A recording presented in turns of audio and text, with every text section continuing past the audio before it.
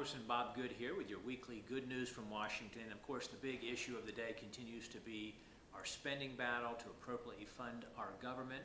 I will tell you that the House Republicans have passed 4 of our 12 required spending bills, while the Democrats in the Senate have passed none. And yet the media, of course, keeps trying to blame House Republicans when we've done enough to fund about 70% of the government, while again the Senate hasn't passed any of their spending bills. And I'm continuing to fight with my conservative colleagues to cut our spending and to restore fiscal stability and to try to secure our border and to use the appropriations process to do that. My hope is that Speaker McCarthy will join us in the fight, will show just resolve to stare down the Senate and the White House and not to surrender, not to capitulate. Bottom line is we just can't have the status quo where we just keep doing what we've always done, and that's going to be bad for the American people, and I'm fighting everything with everything I have to try to prevent that from happening. If we do enter in a government shutdown, I do want you to know that about 85% of government operations do continue. Only about 15% of what's called non-essential continues.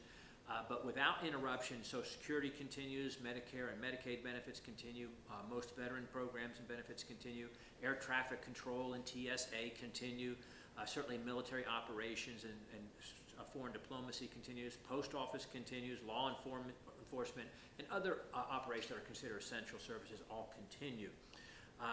During this week's amendments to our spending bills, I want you to know I sponsored several amendments trying to cut the Biden administration's salaries to $1 for a number of these individuals who are trying to promote abortion in the federal agencies, and particularly the chemical abortion pill, to try to make it legal to do it by mail without protecting women's safety in chemical abortion by mail. And so I'm disappointed those amendments did not pass the House, but I want you to know I'm going to continue to try to fight for life and to protect women. I also, in our Education Workforce, one of our subcommittees, we had a hearing on diversity, equity, and inclusion in college campuses. And these college campuses ought not to be charging higher tuition in order to pay for dozens of DEI officers on their college campuses. It's time to start treating everybody the same and irrespective of race, and move to a post-racial society where we treat everybody equally based on merit and based on what they've earned from a performance standpoint. We are also in the House here trying to fight to secure the border. The Senate and the White House are resisting us. We hit a record 300,000 illegals invading the country last month under the Biden administration, highest all-time record.